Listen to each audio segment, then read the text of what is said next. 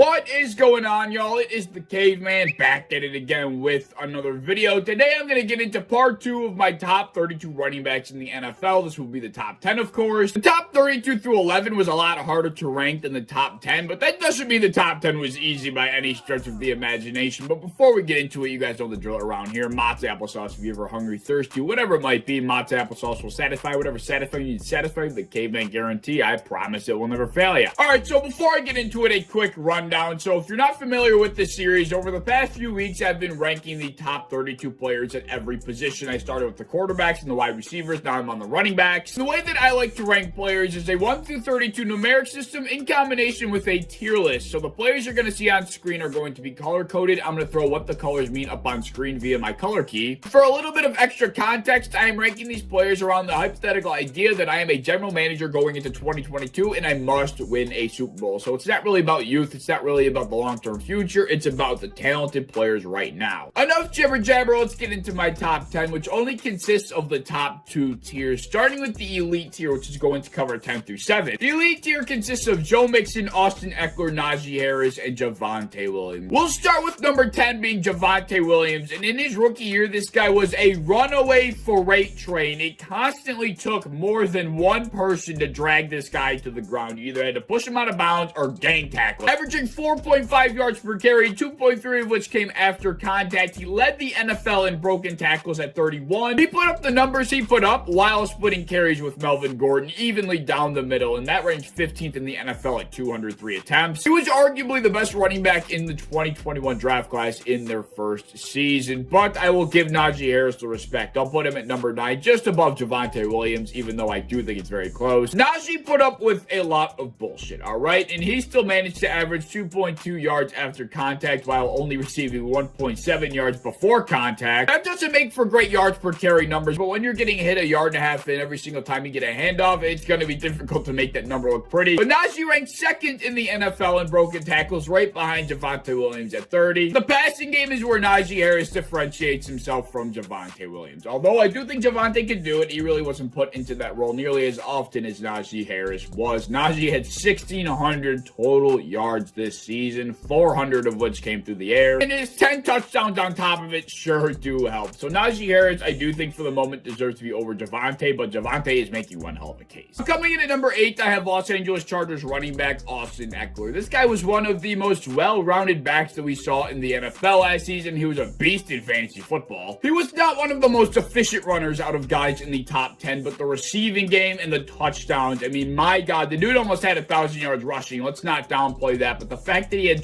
12 rushing touchdowns, he had so many red zone touches. This is something we've never really seen from Austin Ekeler in the past. He cashed them in often. 12 rushing touchdowns, 900 rushing yards, and then you sprinkle on 650 receiving yards and 8 total receiving touchdowns. That makes for one hell of a season. 1,500 total scrimmage yards, 20 total touchdowns. We've always known that Ekeler's been capable of being a 3-down back in between the 20s, but once he got into the red zone, his production just took a dip. Not this year. He handled that red zone load perfectly, and I mean, that just warrants a number 8 spot, potentially number 7, depending on who you talk to. And to round out the elite tier, we have Joe Mixon at number 7. This guy had one hell of a season, finally able to stay healthy for one whole year, and he put on display how much talent he actually harnesses. Despite the 1,200 rushing yards, Joe Mixon wasn't crazy efficient. He averaged 2.3 yards before contact and just 1.9 after contact. But still, 1,200 rushing yards is 1,200 rushing yards. He had 1,500 yards from scrimmage. He's another guy that, in my opinion, is being held hostage when it comes to the receiving game. For some reason, head coaches like Zach Taylor don't like to have their best running backs out on the field on what's arguably the most crucial down every single drive. I think Joe Mixon is more than capable of being a 3-down back that could receive out of the backfield on a regular basis. He's just not given the opportunity, and if he were to have been given that opportunity, his numbers would have been crazy. You can see Joe Mixon's ceiling being around 16, 17, 1,800 yards, maybe. Oh, and 16 touchdowns is a pretty damn good cherry on top. All right, so that will close out the elite tier. Let's get into the S tier, the best running backs in all of football. I have 6 guys in this tier, starting with Alvin Kamara at 6, one of the best running backs when it comes to contact balance. This guy is extremely tough to bring to the ground. He's one of the most dangerous running backs in the open field, and that's what makes him such a great threat in the receiving game as well. Not only will he secure the catch, he will also get you yards after the catch 99.9% of the time. One of the biggest knocks on Alvin Kamara that does exist is his inability to handle a large workload in the run run game. Alvin Kamara did this year, though, have 240 attempts. This was the first time he surpassed 200 attempts, and he well passed 200 attempts, and he was not the most efficient, but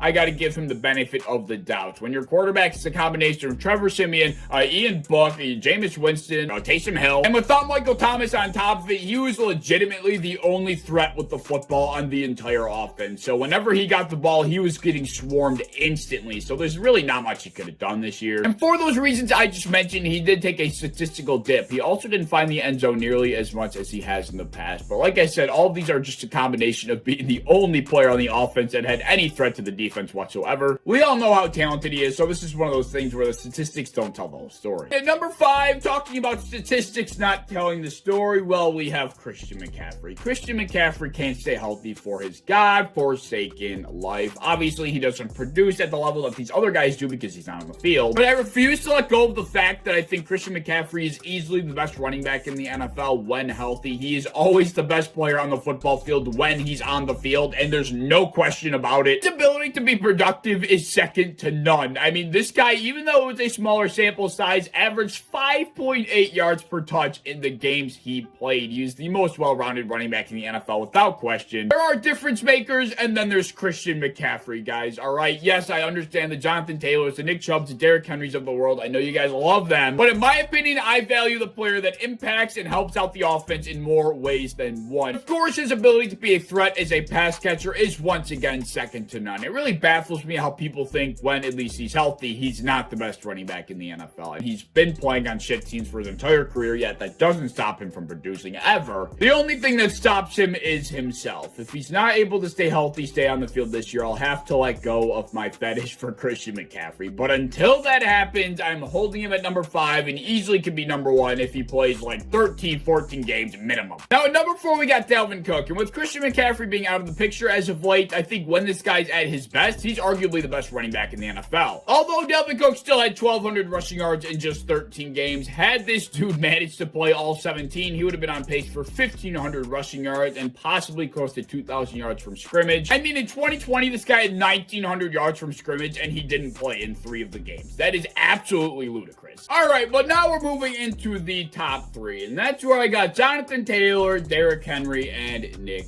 Chubb. Jonathan Taylor, in my mind, was the best running back in football last year, and in the minds of most, that is the case. Albeit running behind one of the best offensive lines in football, Jonathan Taylor had a massive, and I mean massive workload, and he was constantly efficient, constantly gaining yards, constantly falling forward. He's a tackle-breaking machine. The dude was extremely quick. He had breakaway playability. I mean, he had the entire package. And when I mean the entire package, I mean the entire package. Jonathan Taylor, I think, in my mind, was undoubtedly the best back in football last year, and he's the best back in football right now. I know Derrick Henry and Nick Chubb have their fair share of supporters that would put one of those two over Jonathan Taylor, but after the season, I just don't see how you could do that. Of course, Derrick Henry, for the first time in his career, missed a lot of football games. I thought that guy was invincible, like he could not be hurt. I have been seeing a little bit of Derrick Henry slander as of late because people don't think he's efficient enough for the workload he receives. This is one of those things where like that meme comes into play where people are like, oh, you're either looking at it statistically and analytically, or you're saying, look at the eye test, he's just a pure dog. And